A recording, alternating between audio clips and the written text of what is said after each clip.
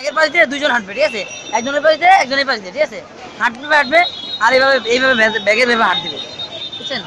এই জন্য ব্যাগের সময় সবসময় চোখ রাখতে হবে।